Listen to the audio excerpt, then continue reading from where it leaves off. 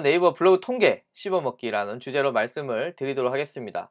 네이버 블로그 통계가 제가 정확하게 기억은 나지 않는데 많이 바뀌었어요. 많이 바뀌었고요. 제 기억으로는 2006년부터 바뀌었나요? 2007년부터 바뀌었나요? 네이버 블로그의 통계들이 굉장히 디테일하게 바뀌게 되면서 우리가 알 수 있는 기능들도 많이 있고요. 그리고 또 C랭크로 알고리즘이 바뀌게 되면서 또 블로그 통계에서 또 봐야 되는 또 중요한 요소들도 좀 많이 바뀌게 되었습니다. 이게 예전에는 야, 너 블로그 방문자 몇 명이야? 우와, 잘했네. 라고 평가를 했던 것에서 약간 더 깊숙하게 들어가고, 야, 너 어떤 키워드를 들어왔는데? 너 노출은 얼마나 되는데? 등등도 같이 물어봐야 된다라는 게 좀 많이 바뀌어 있는 부분이고요. 자, 또 하나 여러분들 기억하셔야 되는 건, 사람들이 좋아하는, 즉 오씨 아줌마의 블로그가 좋아서 오는 사람들이랑 그냥 단순히 검색해서 들어오는 사람들이랑 질이 틀리거든요. 어디가 좋겠어요? 당연히 오씨 아줌마를 좋아서 제 블로그에 오시는 방문자의 질이 더 좋겠죠.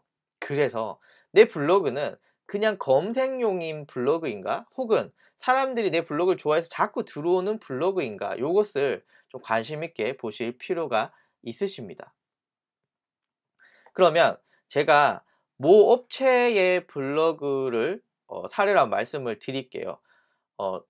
일단은 조사 대상이라고 적어놨는데 여러분 보시면 깜짝 놀라실 겁니다. 왜냐하면은 이 블로그는 2007년 9월 3일 날 첫 글을 썼습니다.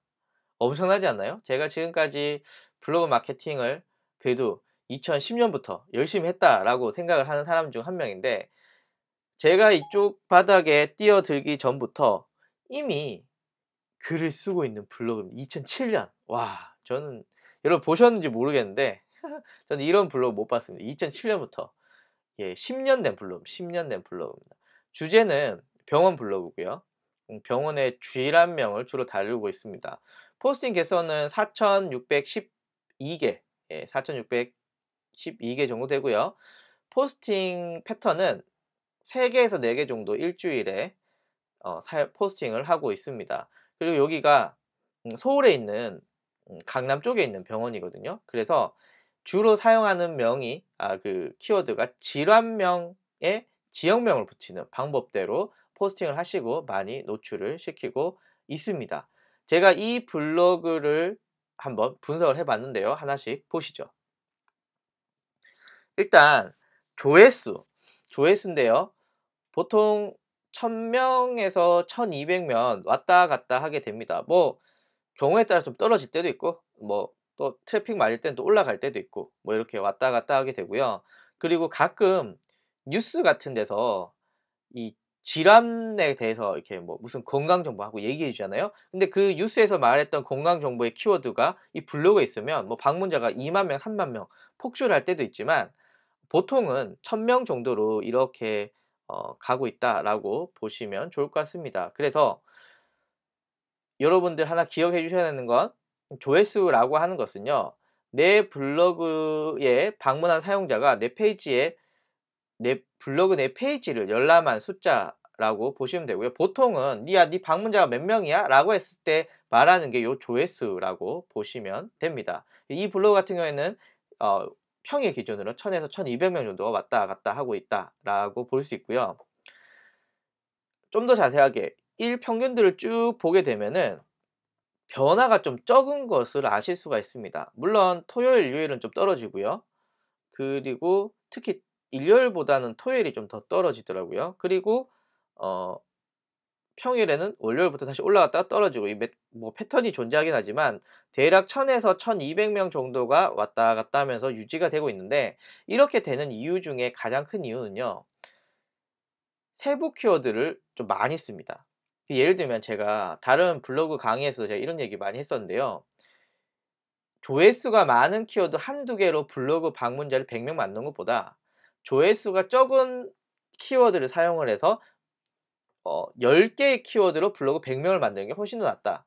그러니까 조회수가 큰 키워드들은 물론 트래픽을 단순히 데리고 오기 물론 유리합니다만은, 시간이 지나서 순위가 급락하게 되면은 방문자 역시도 급락하게 되거든요. 그렇지만 세부 키워드 같은 경우에는 안정적인 노출이 가능하다. 물론 초기에는 방문자가 증가가 좀 더디겠지만 어느 정도 궤도에 일어나게 되면 방문자가 네이버 검색 변화에도 방문자가 크게 변화 없이 안정적인 유입이 유지될 수 있다라고 할 수가 있습니다. 그리고 이 병원은 블로그를 통해서 신규 그 방문자 혹은 환자가 한 10에서 20% 이상 되고 있거든요. 제가 볼 때는 꽤 괜찮은 수치라고 보여지는데, 이렇게 신규 방문자가 지속적으로 들어올 수 있다라는 것은 블로그가 그만큼 안정적인 노출을 했다라는 겁니다. 그래서 여러분들이 블로그를 운영하실 때 하나 기억을 하셔야 되는 건, 조회수 많은 키워드로 난 상위를 노출시키겠다라는 것보다는 장기적으로 세부 키워드를 통해서 지속적으로 고객들에게 노출을 시켜서 시간이 지나서 안정적인 노출을 유도한다라는 전략을 가져가시는 게 제일 현실적입니다. 물론 내 컨텐츠가 좋아. 그런데 방문자를 지속적으로 활용을 하려고 했더니 방문자가 없어. 그럼 어떻게 해야 돼? 이럴 때 이제 파워 컨텐츠라던가 뭐 다른 방법으로 노출시키는 방법이 있지만, 이런 특이한 경우가 아니고서는 기본적으로 세부 키워드로 지속적으로 포스팅을 해 주시는 게 굉장히 중요합니다. 한 가지 더 첨언을 하게 되면요. 최근에 C랭크 알고리즘이 적용이 됐잖아요. C랭크 알고리즘을 한마디로 정리를 하자면, 특정 주제에 대해서 지속적으로 오랫동안 블로그 글을 쓰면 네 블로그 글이 노출이 잘 돼! 라는 게 한 줄이거든요. 그런데 하나의 주제에 대해서 지속적으로 오랫동안 써야 돼! 라고 했을 때 어차피 여러분들이 초기에 블로그 처음에 운영하실 때 조회수 많은 키워드 써도 노출이 안 돼요. 왜냐하면 다른 블로거들한테 밀리거든요. 그러니까 여러분들이 방문자를 얻을 수 있는 건 세부 키워드를 통해서 지속적으로 쓰시는 게 중요하다라고 말할 수가 있겠죠. 그래서 세부 키워드를 활용하시는 게 굉장히 중요합니다. 그러면 제가 게시글별 조회수를 한번 보게 되면요. 물론 이 블로그가 일주일에 제가 3개 쓴다 그랬잖아요. 일주일에 3개 쓰는데 그 중에 하나 정도는 이제 질환의 정보성 글을 쓰게 되고요. 2개 정도가 이제 지역명 플러스 질환명을 붙이는, 혹은 뭐 질환명 플러스 땡땡 병원 뭐 이렇게 이제 쓰고 있거든요. 1위부터 10위 중에 3위, 7위, 10위 정도가 공교롭게도 지역명 플러스 질환명으로 들어오는 경우가 많았습니다. 나머지 이제 가려진 부분들은 그냥 일반 질환 정보들이 들어왔습니다. 자, 여기서 여러분들 하나 눈치채셔야 되는 건, 내 블로그에 돈이 되는 사람들이 들어오고 있는가를 보셔야 됩니다.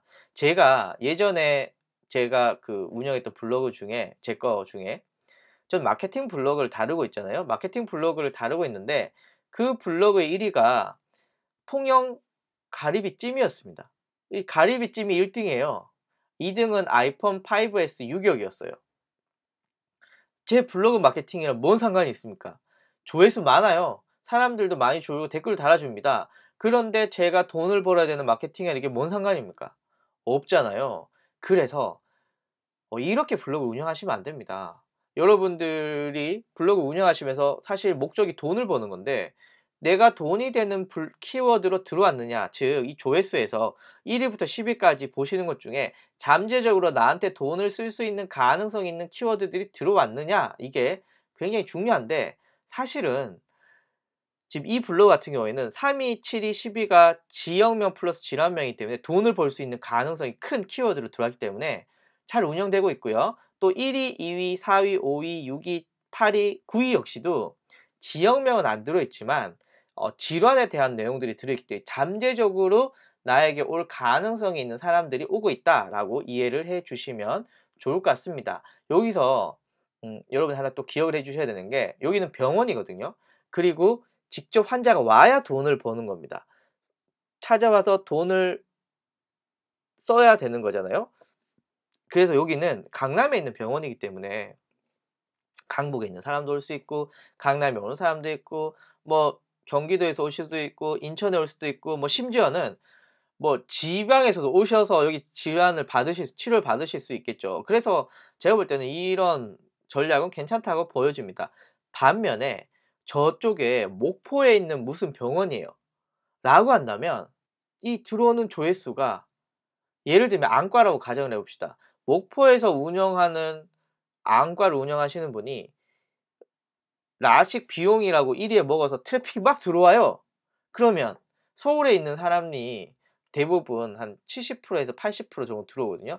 서울에 있는 사람이 그거 보고 '나는 그럼 목포에 라식하러 가야지.' 이렇게 했을까요? 아니거든요. 그러니까 게시글 조회수에서 하나 보셔야 될 거는 전체적으로 어떤 키워드, 즉 나한테 돈이 들어오는 키워드로 들어올 수 있느냐, 혹은 내 지역명이 들어있는 질환명이 들어있느냐, 그 키워드가 들어있느냐를 여러분 보셔야 됩니다. 물론 쇼핑몰은 약간 이야기가 틀려집니다. 왜냐하면 쇼핑몰은 전국 어디서든 다 구매를 하실 수가 있으니까 쇼핑몰 같은 경우에는 그냥 키워드 관련도만 보시면 됩니다. 그러면은 뭐 들어오면 구매를 하실 수가 있지만, 오프라인인 경우는 실제로 이 지역명이 굉장히 중요합니다. 중요하고요. 물론 서울 같은 경우에는 뭐 지역명을 탈피하는 경우도 많기 때문에 서울은 약간 다를 수 있겠지만, 서울을 제외한 지역에서는 무조건 지역명을 쓴 키워드를 사용하셔야 실제 매출에 절대적인 영향이 있다라고 말씀드릴 수가 있습니다. 그래서 보시면은 글도 제가 이제 아까 키워드 말씀드렸고요. 조회수 잠깐 보시면요. 조회수 같은 경우에도 물론 뭐 80회부터 20회까지 1위부터 10위까지 있지만 특출나게 많은 트래픽을 몰고 가는 키워드가 없습니다. 그래서 앞에서 말씀드렸지만 안정적인 유입이 될 수가 있습니다. 예를 들면 1위가 1000건이에요. 그런데 2위는 76건이고, 그런데 1위는 당연히 인기 키워드니까 순위 변화가 빠르겠죠. 1000건이 떨어졌어요. 그러면 방문이 어떻게 되나요? 급락을 하게 되는 거예요. 급락을 하게 됩니다. 그럼 블로그에도 사실 운영하는데 좀 좋지 않거든요. 그래서 세부 키워드를 중심으로 안정적인 노출을 하시는 게 좋다라는 거 말씀을 드립니다. 그리고 앞에 제가 누누이 다시 말씀드렸던 돈을 벌 수 있는 키워드가 들어왔느냐라는 겁니다. 그래서 이 블로그는 비교적 안정적이다라고 말씀을 드리고요. 앞에서 말한 거 다시 한번 정리하면, 쇼핑몰 같은 경우에는 뭐 아무거나 연관도만 있으면 되지만, 오프라인 경우에는 실제로 내한테 올 수 있는 키워드를 여러분이 사용하셔야 된다라는 거 말씀을 드립니다. 자, 그런데 요거를 분석하다 보니까 좀 재밌는 사실을 알게 되었습니다. 1위의 글이 갑자기 등장한 글이에요. 1위의 글이 그전까지는 없었는데 어느 순간 갑자기 등장한 게시글이었습니다. 이게 왜 이렇게 등장을 했지? 제가 그래서 여기를 클릭을 해요. 여기 클릭을 하게 되면은 자세한 내용을 알 수 있거든요. 클릭을 했더니 보시면 평소에 옛날에 쓴 글이에요. 옛날에 쓴 글인데 계속 트래픽이 그렇게 많지 않았습니다. 뭐 기껏해야 뭐 30회, 보통은 거의 10회도 안 나왔는데 28일부터 갑자기 급격하게 막 늘어나기 시작을 하는 거예요. 봤더니 유입 경로는 다음 통합 검색 모바일에서 87%가 나왔었고요. 왜 나왔냐 봤더니 연예인이 이 질환을 앓고 있었던 거예요. 그게 이제 언론사 기사도 나왔고 TV도 한번 떴더니 사람들이 이제 궁금한 거예요. 그래서 블로그 내용이 이런 거였죠. 자, 이런 질환을 앓고 있는 연예인이 있다. 그리고 이런 질환이 이런 거고, 이런 질환을 앓고 있는 연예인들은 이런 사람도 있고, 이런 사람도 있고, 이런 사람도 있다라고 했을 때 그 연예인 이름이랑 이 질환이 딱 붙은 거예요. 그래서 검색을 했더니 트래픽이 늘어난 거죠. 갑자기. 그래서 요거는 사실 운이 좋게 이제 붙은 건데요. 그런데 이런 경우가 있을 수 있습니다. 제가 지금 그 마블에서 인피니티 워가 예고편이 등장을 해서 지금 수많은 사람들이 인피니티 워 막 예고편 블로그에 글 쓰고 막 분석 난리도 아닙니다. 그런데 물론 잘 쓰는 건 상관이 없지만, 그냥 단순히 인피니티 워 무슨 예고편이 나왔고 뭐 한다라고 해서 제목을 인피니티 워 어벤져스 인피니티 워 예고편 뭐 이렇게 해 가지고 약간 낚시성을 이렇게 적으면 당연히 이렇게 글이 샥 올라가겠죠. 하지만 블로깅 좋지 않습니다. 네이버 가이드에서도 이렇게 실시간 이슈들을 통해서 고개를 낚시하는 거 좋지 않다라고 말했거든요. 근데 이 경우는 약간 다르죠. 왜냐하면 예전에 이미 써놨는데 갑자기 이 글이 이슈가 되면서 뜬 경우이기 때문에 이거는 사실 다른 경우입니다. 그래서 제가 여기서 말씀을 드리고 싶은 건요, 이슈 따라서 글 쓰지 말라라는 게 제가 지금 하고 싶은 말입니다. 특히 물론 연애라던가 무슨 좀 그 트렌디한 정보를 다루시는 경우는, 뭐 패션 같은 경우에 뭐 다를 수 있다라고 보겠지만, 그렇지 않은 경우는 실시간 이슈에 나오는 글들을 보고 바로 포스팅하는 건 제가 볼 때는 좀 위험하다. 그래서 지금 이 경우도 트래픽이 늘어난 건 이미 썼던 글이 이슈랑 뭔가 조합이 돼서 늘어난 거지, 뭐 특별하게 그렇진 않거든요. 일부러 노리고 한 건 아니거든요. 그래서 이런 경우는 사실 상관이 없지만, 실시간 이슈를 노려서 유입시키는 건 별로 좋지 않다라는 겁니다. 그리고 또 중요한 게, 이거는 돈이랑 상관이 없거든요. 이렇게 방문자 늘어나면 그냥 운영하신 사람들 기분만 좋지, 이게 무슨 매출이랑 절대적인 영향이 있다? 뭐 그렇지는 않습니다. 자, 그리고 2위가 꾸준히 1등하는 글인데요. 요게 아까 전에 며칠 전에 약간 잠깐 탈환을 했지만, 사실은 요 2위가 꾸준히 1등하는 글이었습니다. 그래서 76의 이 숫자를 클릭하다 보면요, 자세하게 아실 수가 있는데요. 봤더니 예, 점점점점 트래픽이 늘어나고 있습니다. 모바일 통합 검색이 많이 있고요. 상세 유입 경로를 봤더니 이 제목에, 제가 이 제목에 키워드를 좀 잘 넣거든요. 이 제목에 다양한 질환의 키워드 혹은 세부 키워드, 지역명을 넣어서 대부분 들어온 키워드라고 보시면 좋습니다. 이걸 통해서 제가 몇 개의 블로그를 봤더니, 우리가 보통 말하는 C랭크 점수가 높은 블로그는요, 일반적으로 지금 1번, 유입 경로 1번처럼 네이버 통합 검색 모바일이라는 것을 통해서 들어오는 유입률이 굉장히 높습니다. 자, 또 하나는요, 다양한 질환 키워드, 이 병원에서 이 키워드를 검색한 사람이 왔다면 돈을 쓸 가능성이 있는 거거든요. 그래서 돈이 되는 키워드로 고객이 검색하게 만들어야 됩니다. 그래서 여러분들이 이걸 보시고 A라는 글의 제목을 보시고 이렇게 유입이 되어 왔어요. 나름 성공한 거죠. 그럼 여러분들이 이제 시간이 지나서 이 블로그 순위가 내려가게 되면은 다른 글을 또 써야 되거든요. 다른 글을 써야 되는데, 이때 이 키워드들을 활용하셔서 다시 쓰시는 전략 굉장히 중요합니다. 그래서 단순히 제목 쓰시고 그냥 끝이라고 하지 마시고, 제목 쓰실 때 이전에 비슷한 글 쓰신 거 보시고, 아, 이렇게 유입이 됐었네? 그럼 난 다음에 이렇게 써야지? 라고 쓰시는 거 여러분들 기억을 해 주셔야 됩니다. 다시 제가 지금 계속 말하고 있지만, 조회수는 10만이 됐든 뭐 100만이 됐든 내가 돈을 벌지 못하는데 그게 뭔 상관입니까? 여러분들이 무슨 뭐 리뷰 블로그도 아니고 뭐 그런 것도 아니잖아요. 다 블로그 다 돈을 버시려고 하시는 분들인데, 그렇기 때문에 돈을 버시려고 하시는 분들을 한다면 키워드가 굉장히 중요합니다. 그래서 조회수는 떨어지더라도 돈이 벌 수 있는 키워드 여러분들 꼭 노리셔야 됩니다. 그래서 단순히 조회수가 많은 것보다 돈이 되는 키워드의 조회수가 많은 것, 혹은 돈이 되는 키워드의 돈이 되는 키워드의 개수가 많은 것이 매우 매우 매우 중요합니다. 자, 그리고 C랭크는 특정 주제에 대해서 지속적으로 오랫동안 좋은 글을 쓰는 블로그가 상위 노출돼 라는 거잖아요. 그렇다고 봤을 때 이 블로그의 C랭크 점수는 어디가 높을까요?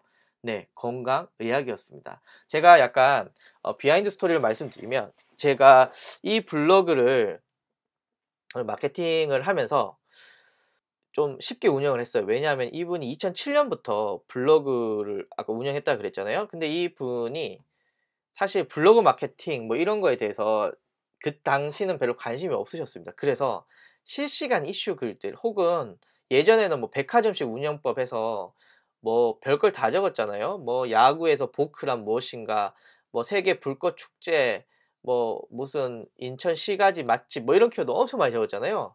그래서 막 뭔가 혼란하게 만들었는데, 이분은 그렇지 않았습니다. 오로지 병원 관련된 질환명 뭐 이런 것만 계속 썼어요. 그래서 글도 보시면은 대부분 건강의학이 대부분입니다. 뭐 번조할 수 없을 만큼입니다.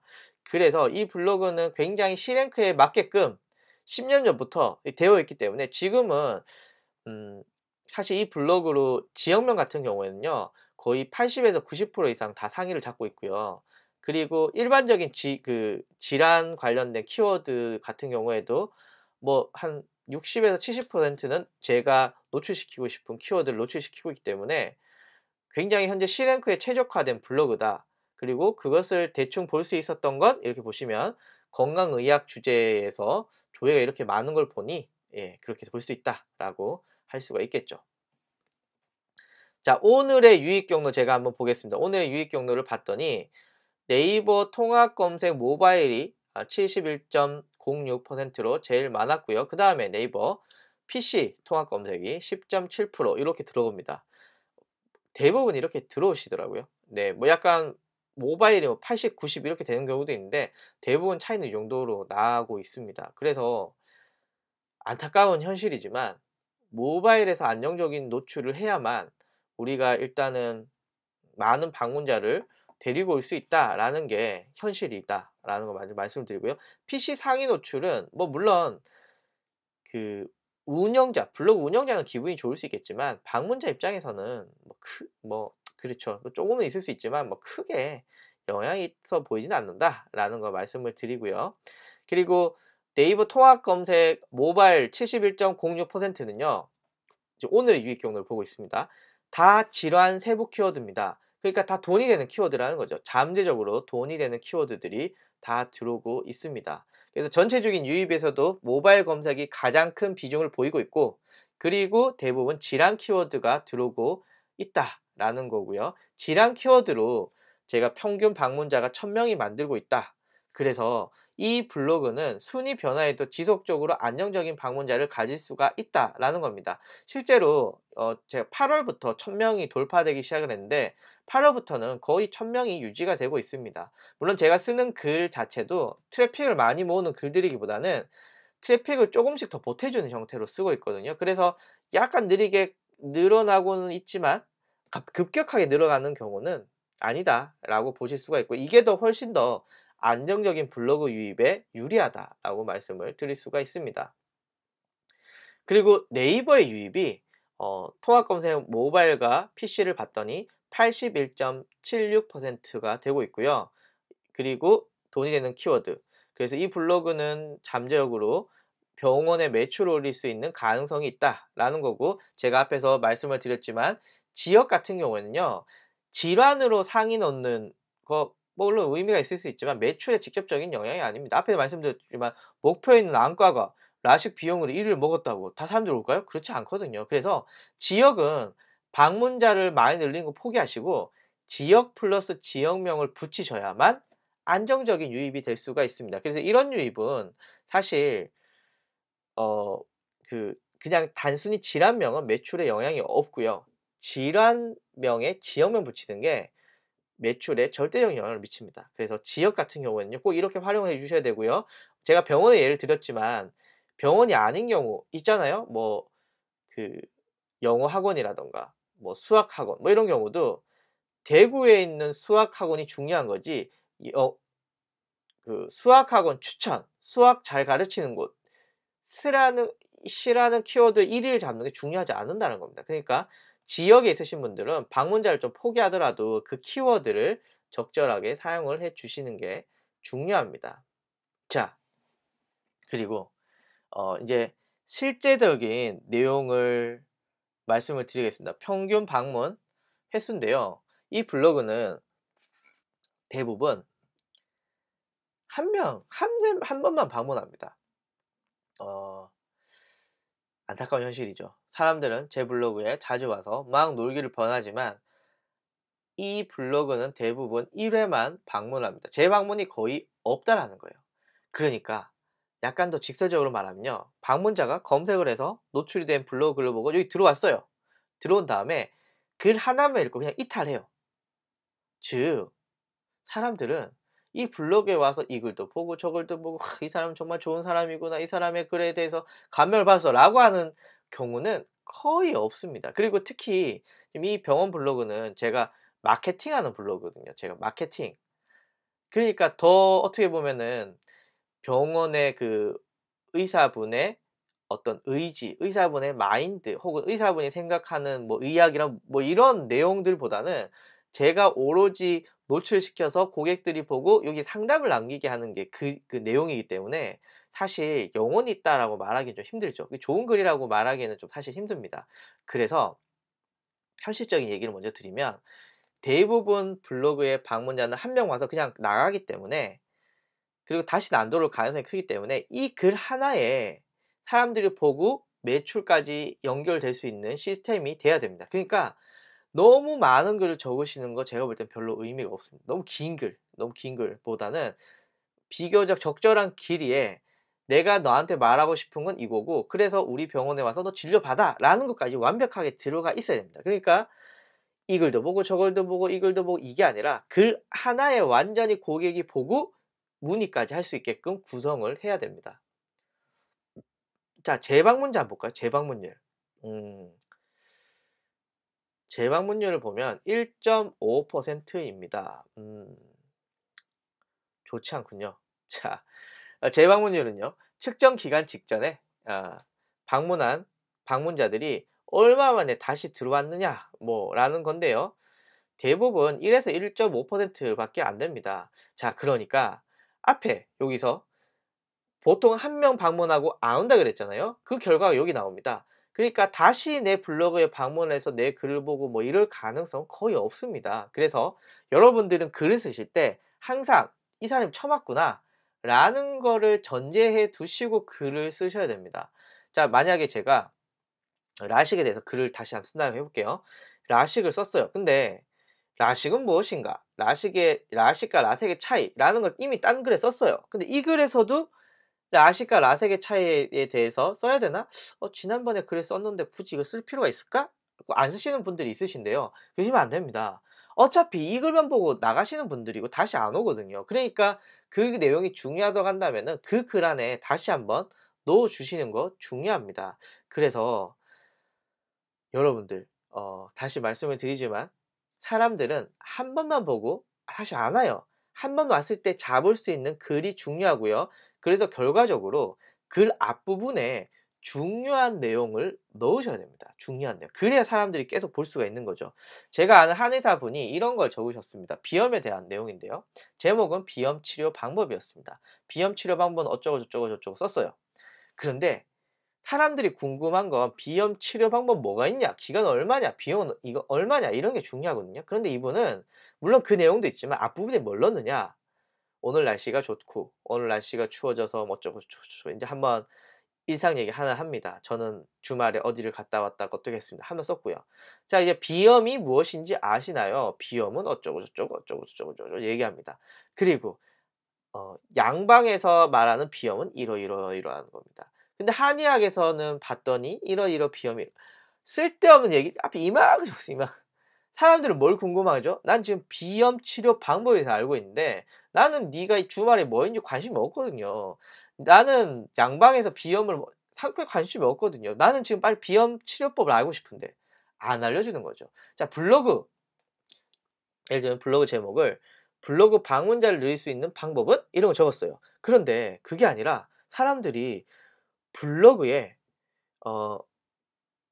딱 들어와서 궁금한 건 조회수 어떻게 늘리냐 이거 궁금하다고 들어왔다고 했는데 저는 만약 글을 안녕하세요. 저는 뭐 오시 아줌마고 저는 이런 일을 하고 있고 어쩌고저쩌고 하고 있습니다. 주말에 제가 주말 또 얘기하고요. 그리고 제가 블로그에 글을 쓸 때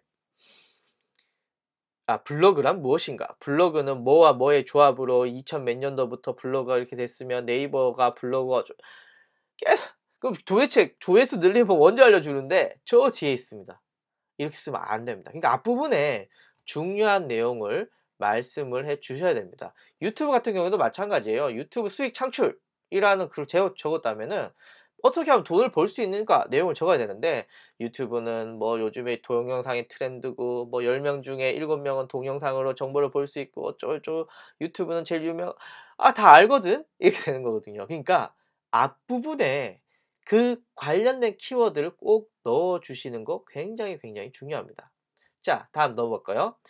자, 재방문율. 시간대별 조회수인데요. 그냥 이거는 재미로 보는 거예요. 뭐 이걸 딱히 안다고 뭐 어떻게 할 수는 없는 거지만 대부분 사람들이 이렇게 검색을 하는구나 라는 거고요. 제가 병원 말고도 몇 군데 이렇게 트랙표를 보니까 거의 비슷하더라고요. 예를 들면 아침 7시에 검색량이 증가합니다. 아침부터 이제 검색을 하기 시작을 하는 거죠. 출근하시면서 검색을 하시다가 10시에 최고점을 찍습니다. 그러다가 밥 먹는다고 검색을 안 하게 되고요. 12시에.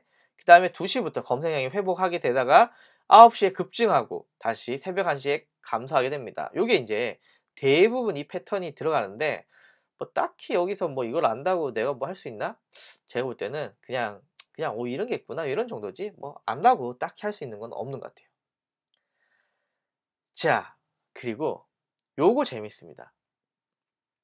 제가 다른 동영상에서 네이버 검색 광고의 키워드 도구를 통한 분석을 제가 말씀을 드린 적이 있으십니다. 그래서 제가 지금 이 병원에서 다루는 중요한 그 질환명을 한번 넣어 봤어요. 그랬더니 여성이 어 여성, 남성 좀 비슷하게 검색을 하네요. 그리고 30 대의 검색량이 절대적으로 많았습니다. 여기 보시면은 여기 30 대의 검색량이 절대적까지는 아니네요. 좀 많았습니다. 여성이 그리고 30 대가 많았는데 실제로 이 블로그를 봤더니 여성이 많았고요. 그리고 30에서 30 대의 검색량이 많은 거 거의 비슷하게 들어오고 있는 거죠. 이 질환을 검색할 가능성이 있으신 분들이 이곳에 검색을 하고 있습니다. 그래서 내 잠재 고객들에게 노출을 시키려고 글을 썼는데 실질적으로 잠재 고객이 들어왔다라고 여러분들 추측을 하실 수가 있는 거죠. 만약에 이렇게 썼는데 지금 내 질환명은 30 대 여성이 많이 검색을 한다고 했는데 블로그를 봤더니 19세에서 24세가 막 엄청나게 많이 늘어나요.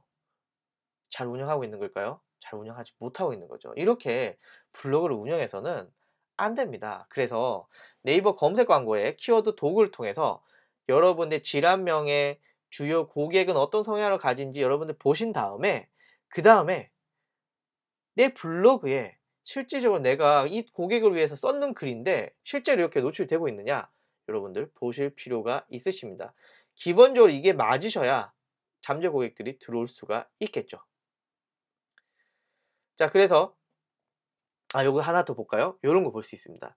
이 병원명을 네이버에서 검색을 했더니 이렇게 나옵니다. 30에서 39세의 여성이 많이 검색을 합니다. 자, 앞에서 질환명은 좀 비슷하죠? 물론 여기 30대에 올라가는 폭이 얘는 좀 적고 얘는 좀 많긴 하지만 여기 중요한 거는 질환명이랑 브랜드랑 많이 검색하는 층이 비슷한데 블로그도 역시 비슷하다라고 해서 정리를 하게 되면 질환명과 브랜드 성향과 블로그에 들어오는 방문자의 성향이 비슷한 것이 잠재적으로 돈을 벌 가능성이 크다라고 볼 수가 있습니다. 이 얘기는 뭐냐면은 블로그 방문자가 내 컨텐츠에 만족하고 내 서비스를 구매할 가능성이 높다라는 뜻과 같기 때문에 여러분들 블로그를 운영하시면서 성별 연령은 꼭 네이버의 키워드 도구랑 같이 한번 분석을 해보시는 게 효과적이다라고 말씀을 드릴 수가 있습니다. 그리고 요거는 뭐 아까 트래픽에서도 한번 확인했던 부분인데요. 모바일이 84.2%를 활용해서 들어오고 있고요. 그리고 순 방문자 기준으로 해서도 모바일이 훨씬 더 많은 것을 보실 수가 있으십니다. 물론 여기는 뭐 페이스북으로 들어왔다거나 유튜브를 통해서 들어왔다거나 뭐 등등이 다 포함이 되겠죠. 그래서 모바일 검색이 많다라는 거고요. 일반적으로 C랭크 점수가 높은 경우는 대부분 모바일의 점수가 많다, 유입이 많다라고 보시면 될 것 같습니다. 자, 그리고 요거는 조금 다른 얘기입니다. 뭐냐면요. 블로그의 브랜딩 관련된 내용인데요. 이 블로그는 재방문자나 이웃의 방문자가 적어요. 왜냐하면 오로지 이 블로그의 목적은 적절한 세부 키워드로 검색에 노출이 되고 그 글 하나로 고객을 사로잡는 게 이 글의 목적이거든요. 그래서 이 블로그는 팬이 없어요. 외로워요. 검색이 안 되면 이 블로그는 사실 의미가 없습니다. 그런데 만약에 제가 이웃이 좋은 글을 써서 이웃이 많이 늘어났어요. 지금 유튜브 구독자처럼 뭐 2만 명, 3만 명이 됐어요. 라고 한다면 굳이 검색의 상위에 노출되지 않더라도 내 글을 많이 봐주시는 분들이 있기 때문에 이 자체로도 내 글은 힘을 가질 수 있다라고 보실 수가 있는 거죠. 그래서 이 블로그는 제가 글을 쓰는 블로그이기도 하고요. 그리고 제가 지금 병원의 모든 걸 파악을 해서 그리고 질환, 제가 의사도 아닌데 그걸 어떻게 파악하겠습니까? 그러니까 사실 글 자체가 오로지 노출해서 상담을 할 수 있는 그런 좀 사실 영혼 없는 글이 될 수밖에 없습니다. 이런 글들이 계속 있다라고 하는 건 장기적으로는 이웃이 늘어날 가능성이 별로 없는 거죠. 그런데 제가 전 블로그에 대해서 뭐 잘 안다고 생각하니까 블로그에 대해서 글을 쓰고 그거에 대해서 디테일한 내용을 적고요. 앞으로도 계속 글을 쓰게 되면은 사람들이 '다음에 얘는 무슨 글을 쓸까?'라고 보실 수 있겠죠. 유튜브도 마찬가지죠. 제가 그냥 영혼 없이 계속 얘기를 하는 것보다 이렇게 커뮤니케이션 하면서 글을 쓰다 보니까 여러분들이 '다음에는 얘가 무슨 내용을 할까?' 궁금하셔서 다시 들어오시는 거고 실시간 라이브 스트리밍도 보시는 거잖아요. 그래서 이웃 방문 현황은 이 글이 영혼이 있는가, 이 글이 영혼이 없는가를 구별하는 굉장히 중요한 내용이 될 수 있습니다. 방금 제가 말한 걸 정리하면 이런 겁니다. 블로그의 재방문자, 이웃의 방문자가 적다는 것은 이 블로그는 노출 용심으로 운영이 되고 있고 블로그 운영자가 별로 영혼이 없고 잘 뭐라고 할까요? 하여튼 인기가 없다. 예, 라고 볼 수가 있습니다. 그래서 뭐 이게 나쁘다라고 말하기는 없지만 여러분들이 보실 때 이 블로그의 노출은 노출이 핵심이다라는 거고요. 제가 볼 때 올바른 방향은 이 블로그에 방문자가 늘어나고 사람들이 노출이 안 되더라도 내 블로그에 많이 있는 것이 사실 더 중요할 수가 있겠죠. 뭐 여튼 이 블로그는 오로지 노출을 위한 블로그다라고 봐주시면 좋을 것 같습니다. 그래서 제가 오늘 블로그 통계 쭉 말씀을 드렸는데 한번 정리를 하면 이렇습니다. 세부 키워드 중심으로 안정적인 노출과 방문자를 모으는 것이 중요합니다. 특히 C랭크 시대에 들어갔을 때 신규 블로그는 세부 키워드가 아닌 이상 여러분들이 노출을 시킨다는 게 사실 쉽지가 않거든요. 그래서 세부 키워드를 중심으로 방문자를 조금씩 모아 놓으시고 그 다음에 C랭크 점수가 높아진다면 조금씩 이제 메인 키워드를 쓰시는 거 중요하고요. 또 하나 방문자, 야 너 방문자 몇 명이야? 너 3,000명이야? 우와 잘하네. 이게 아닙니다. 지금은. 왜냐하면 3,000명인데 무슨 키워드로 니 거 살 사람이 들어왔느냐 라는 걸 판단을 해 보셔야 됩니다. 방문자가 아무리 많아도 내 거 안 사면 사실 의미가 없거든요. 그래서 여러분들이 기억하셔야 되는 건 방문자가 잠재 구매력을 가진 키워드로 검색을 해서 들어왔느냐, 그래서 매출에 영향을 주는 블로그냐, 이게 우리와 같은 사업자가 운영하는 블로그의 목표인 거죠. 괜히 요즘 또 뭐가 유행이죠? 크리스마스 선물 추천, 뭐 크리스마스의 유래, 산타클로스와 기독교, 뭐 이런 거 이제 쓸데없이 쓰시지 마세요. 이거 왜 씁니까? 돈도 안 되는데 돈 되는 것만 쓰세요. 그리고 마지막으로 이 블로그는 제가 쓴 거기 때문에 좀 저는 의대 근처에도 못 갔습니다. 그렇기 때문에 저는 이 의학에 대해서 그런 자세한 정보가 없어요. 그러다 보니까 사람들이 제 글을 알거든요. 그래서 제가 쓰는 글은 노출시켜서 이 글 하나로 보고 상담을 남기는 게 목적입니다. 하지만 좀 더 운영자가 관심이 있다면 그러면 원장님이나 혹은 원장님을 더 잘 이해하는 그런 전문적인 분들이 글을 쓰는 게 중요하겠죠. 그렇게 되면 팬이 늘어나고 장기적으로는 이웃이 늘어나는 블로그가 좋은데 현실적으로 그건 쉽지가 않다라는 잠깐 말씀을 드립니다.